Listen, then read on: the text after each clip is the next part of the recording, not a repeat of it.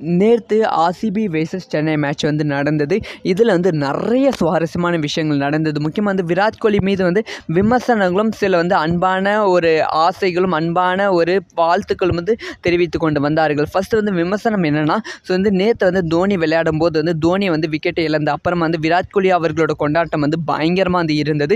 இதுக்காக தான் வந்து விமர்சனம் வந்து பயங்கரமாக வெடித்தது. ஸோ வந்து உங்களோட சீனியர் பிளேயர்ஸ் இந்த மாதிரி அவுட் ஆகும்போது இந்த மாதிரி கொண்டாடுவது ரொம்ப ரொம்ப தவறான விஷயம் அப்படின்னு சொல்லப்பட்டது. அதே சமயம் வந்து நேற்று தோனி மீதும் வந்து விமர்சனம் வந்து எழுந்தது. அதான் வந்து நேற்று வந்து ஆர்சிபி அணி வெற்றியை வந்து பெற்ற உடனே வந்து பிளே ஆஃப் சுற்றுக்கு வந்து சென்று விட்டது. இதனால் வந்து தோனி வந்து எப்பயுமே வந்து மேட்ச் முடிந்தால் அனைத்து வீரர்களுக்கும் கை கொடுக்க வேண்டும். ஆனால் வந்து தோனி வந்து யாருக்குமே கை கொடுக்காம அந்த இடத்த விட்டு போயிட்டாங்க. கொஞ்ச நேரம் வந்து வெயிட் பண்ணி பார்த்தாங்க. ஆனால் வந்து ஆர்சிபி வீரர்கள் செலிப்ரேஷனில் வந்து ரொம்ப கவனம் செலுத்தி கொண்டு வந்தார்கள். வெயிட் பண்ண முடியாமல் வந்து தோனி அந்த இடத்த விட்டு உள்ளே போயிட்டாங்க. இதனால் வந்து பெரும் விமர்சனம் வந்து தோனி மீது வந்து வைக்கப்பட்டது. அதைத் தொடர்ந்து வந்து விராட் கோலி வந்து அங்கே வந்து தோனி எங்க அப்படின்னு சொல்லி தேடுற மாதிரியும் எல்லாக்கிட்டையுமே வந்து கேட்டிருக்காங்க. அதுக்கப்புறம் வந்து தோனி அவர்களோட அறைக்கு சென்று தோனி கூட வந்து பேசியிருக்காங்க விராட் கோலி. இது எல்லாமே வந்து அங்கே இருப்பவர்களை வந்து நிகழ வைத்திருக்கிறது. அந்த ஒரு ஃபோட்டோஸ் தான் வந்து இணையதளத்தில் வைரலாகி கொண்டு இருக்கு. இதை பற்றி உங்களோட ஒப்பீனியன் என்ன?